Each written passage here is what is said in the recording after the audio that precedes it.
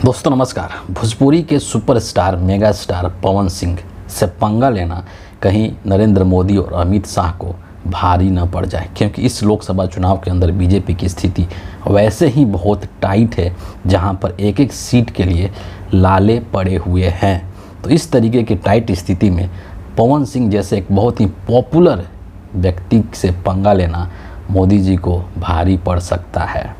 मैं ऐसा इसलिए कह रहा हूँ पंगा लेना, क्योंकि भारतीय जनता पार्टी ने पवन सिंह को अपनी पार्टी के प्राथमिक सदस्यता से बाहर कर दिया है, निकाल दिया है। और उसके लिए जो कारण बताए गए हैं वो कारण यही है कि पवन सिंह ने पार्टी के साथ गलत काम किया है, पार्टी की छवि खराब की है, अनुशासनहीनता का आरोप लगाया गया है और साथ ही जो पार्टी विरोधी गतिविधि करने का आरोप भी पवन सिंह के ऊपर लगाई गई है।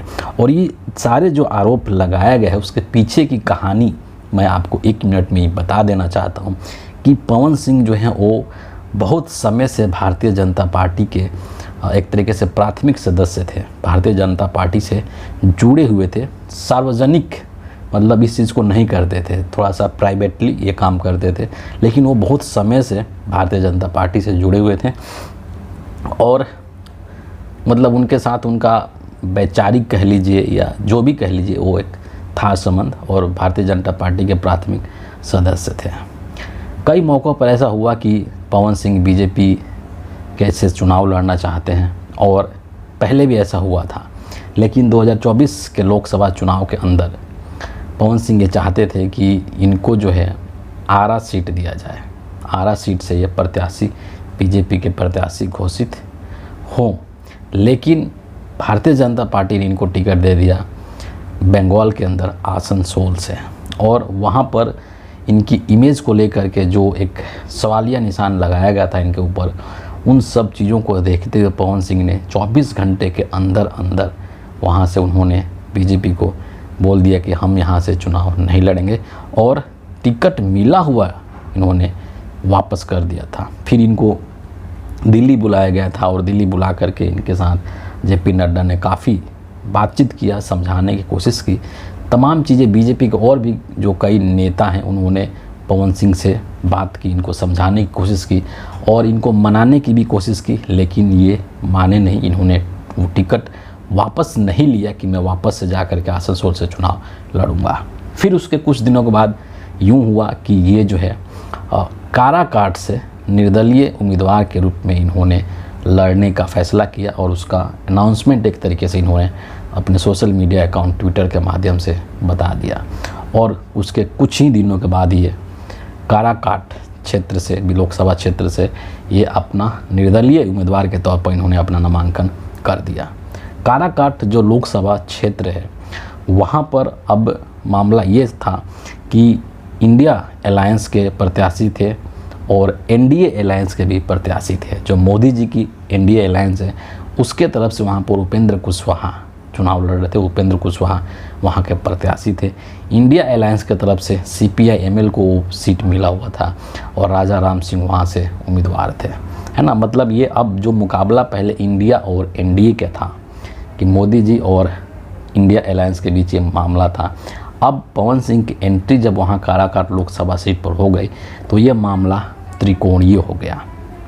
और इससे बीजेपी को अब सीधा सीधा यही लगने लगा था कि पवन सिंह के वहाँ खड़ा हो जाने से उपेंद्र कुशवाहा को नुकसान होगा, यानी कि एनडीए को नुकसान होगा, यानी कि नरेंद्र मोदी को नुकसान होगा।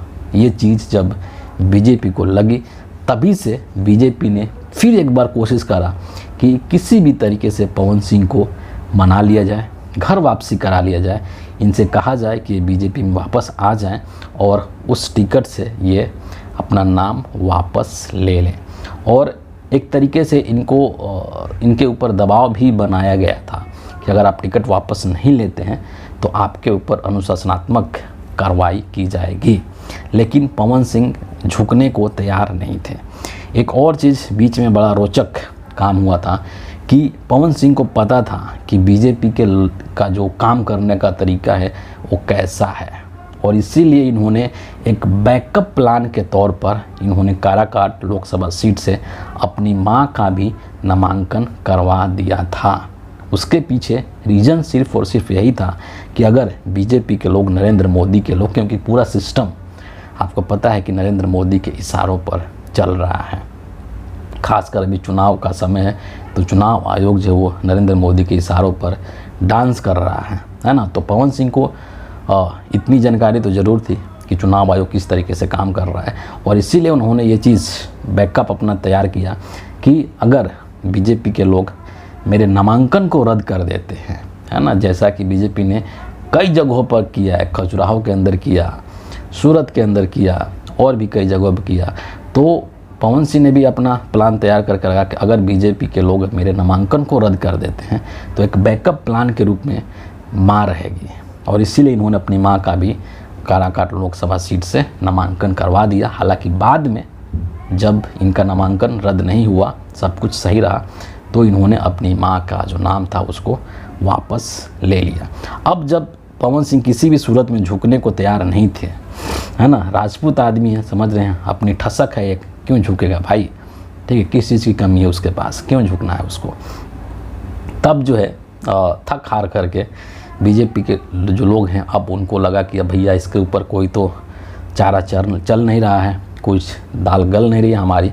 तब इन्होंने कहा कि हम इसको पार्टी से बाहर निकालते हैं, और इसीलिए उनके ऊपर मतलब पार्टी विरोधी गतिविधि करने का आरोप लगा करके और अनुशासन का आरोप लगा करके उनको बीजेपी के प्राथमिक सदस्यता से निष्कासित कर दिया गया, उनको बाहर निकाल दिया गया।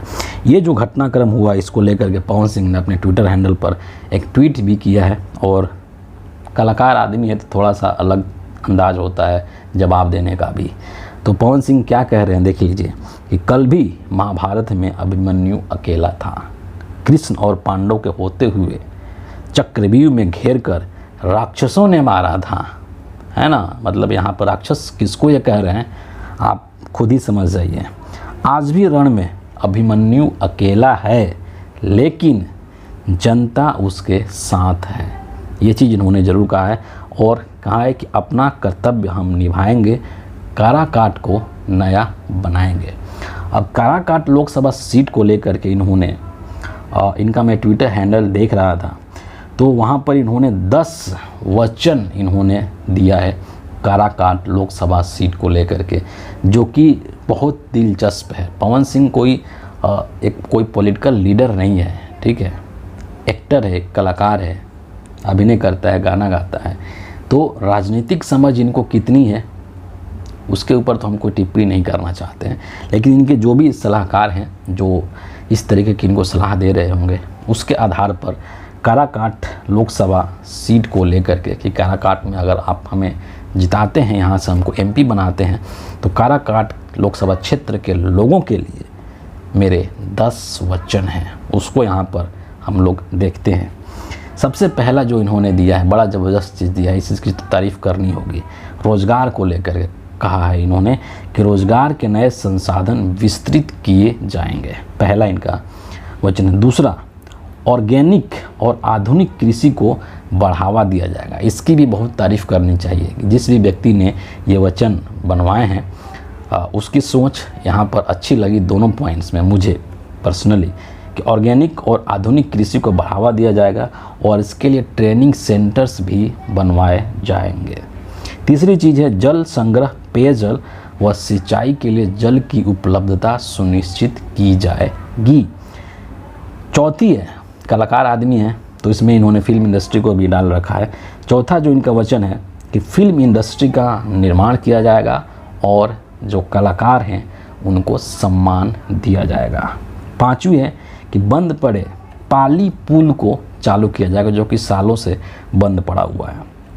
छठा है कि डालमिया नगर के बंद फैक्ट्री का पुनः संचालन होगा और प्लस में नए नए उद्योगों की स्थापना भी की जाएगी, उसका विस्तार भी किया जाएगा।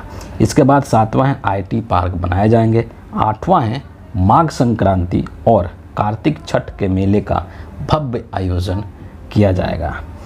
9वां जो है 9th हो, इनका कहना है कि तारा चंडी जो मंदिर है है ना, जो बिहार के लोग हैं और ख़ास करके जो रोहतास ज़िला के लोग हैं वो ताराचंडी मंदिर को समझते होंगे।